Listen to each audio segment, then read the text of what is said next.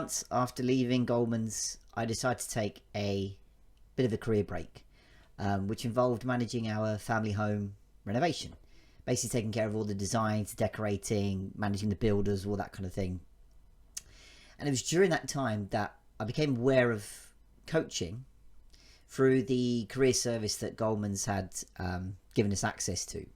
So the consultant I was working with said that alongside doing this, she was a career coach. And that got me intrigued. I asked her, what does that involve? And she said, well, she's actually got her own company, and she also works for this career service on providing career related advice and working with people on their career related goals. So things like interview techniques, CV analysis, and so on.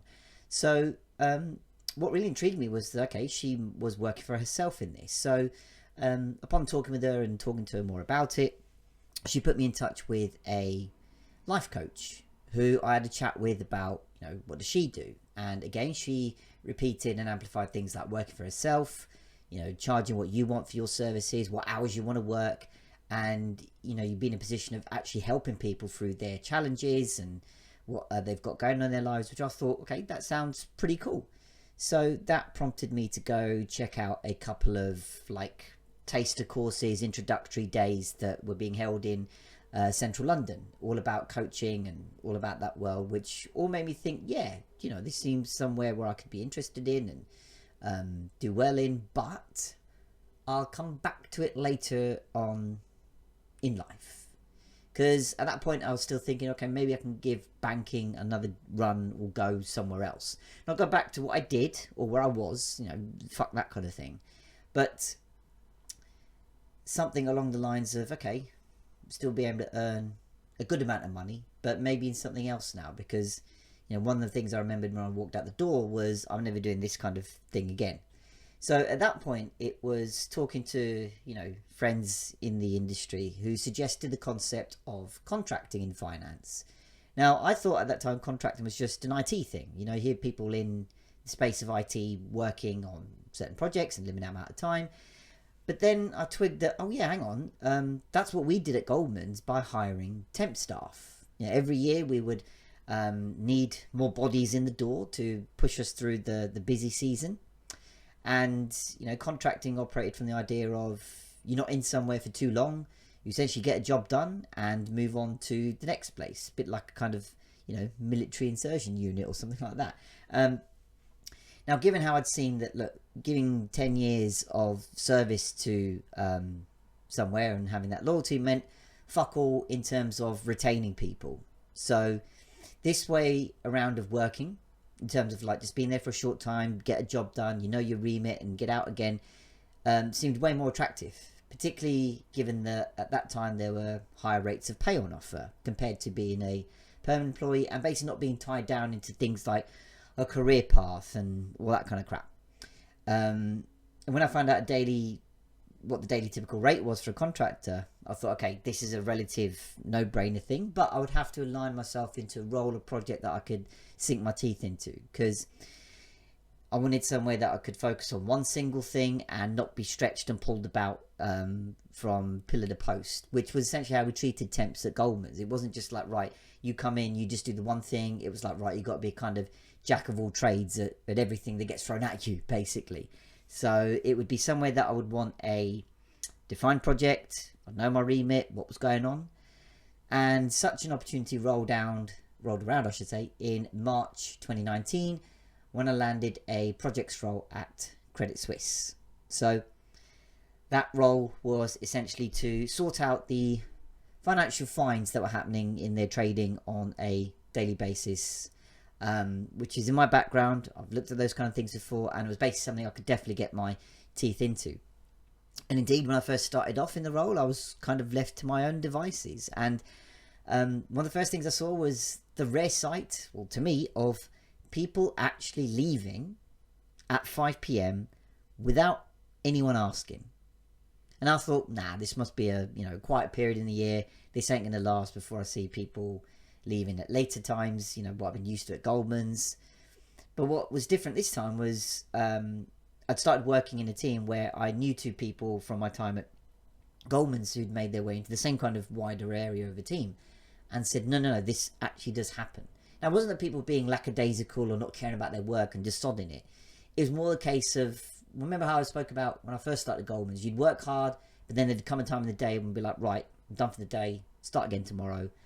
But where at Goldman's that time would roughly be around the 6:30, 7 p.m. mark in the day, this was 5 p.m, kind of pretty much everyone away. You know, they got families to take care of and people to see, their own time, partners, all that kind of thing. So this said to me, it was like, okay, all those things you heard about people leaving at 5 p.m. that you've never seen, seems like it's possible here. And that Goldman's had kind of put that, well, my time at Goldman's had put that kind of blinkers attitude on to me of like, nope, this is the only way everybody works, and that was it really. But as time went on, you know, the situation worked out as pleasantly as it first started. So where at Goldman's I was getting in for like 8:15 and you know, cracking on with the day and all things happening straight away. At Credit Suisse it was more like, okay, you know, get in for 8:30, and yes, there's busy things to do at the start of a day and set your day up, but it wasn't that kind of manic 100-mile-an-hour intense pressure straight away environment. Not saying again that it was any you know, reflective on how Credit Suisse were working, but it was just the way the intensity was managed and dealt with and came across of like, no, you can get in for, you know, not like, you know, tremendously early in the morning, and you know, you'll be busy, but not like feel like you're stretched and under pressure straight away. So alongside this, there's no one sort of incessantly clock watching. Not like, you know, okay, this deadline, then that deadline. And yes, look, you had to be punctual with your tasks and make sure things were done on time to avoid, you know, processes falling over later in the day, or, you know, things were done on time. But I mean, things like taking an hour's lunch, for example. Where at Goldman's, it was like, okay, remember I said it was like Hotel California, where you know, no one said you can't leave, but it was that kind of, right, you leave at your own risk type thing. At Credit Suisse, it was like, you want an hour's lunch? Take an hour's lunch away from your desk, outside your the office. You can go out, you can go to the canteen or whatever. And again, nobody be like, you know, when you're back, like, all right, where have you gone, that kind of thing. It was like, well, it's lunchtime. And again, this is all alien to me. Like, you know, people actually going out properly and enjoying some lunch or downtime or whatever before cracking on again when they came back in the afternoon. And as I said, like, everybody around the 5:30 mark would be out and away, you know, making their way home. So the difference this time for me was to be slightly longer of a journey, given it was now a commute to Canary Wharf rather than just, you know, around the bank area where I used to work, which would be a half-hour train. This time it would be a tube and a train, which would be around the, you know, 50 minutes journey type. But all that is to say that at that point, coaching was at the back of my mind. You know, this period of time where I was in a stable job in terms of, you know, earning an income after being a couple of years out the firing line, you know, recapping and recouping all the investment we'd made in the home expansion and renovation, and just feeling my way back into things of like, okay, you know, this is feeling good. This is a good place. You know, I'm enjoying the role. I was doing well in it. I made, you know, instant results happen very quickly, and this seemed to be going well. It changed a little bit as I made progress in the project, but then, as naturally with any role in probably banking in or finance in general, there was always something else that you know, managers would say, do you know what, you have a bit of free time or resource, let's put you on this thing instead. And for me, that was me taking over naturally the day-to-day running of Swiss equity operations, easy enough for me to say, which was a slight step back into what I used to do in the line, and, you know, I swore to myself I was never going to do that, but it didn't seem as onerous to do that, and I thought, okay, do you know what, it's a little step back which I can sort of compromise on, and it's not, you know, the end of the world where I'll be doing this forever. But again, the whole role in general seemed comfortable, and thought I could be getting on with. But towards the end of 2019, I'd noticed that the project I was working on was beginning to run out of steam a little bit, because I'd made a lot of advances and progress already in the project, where I managed to get a lot of fines down to, for them, sort of record low levels for months and maybe even years in some cases.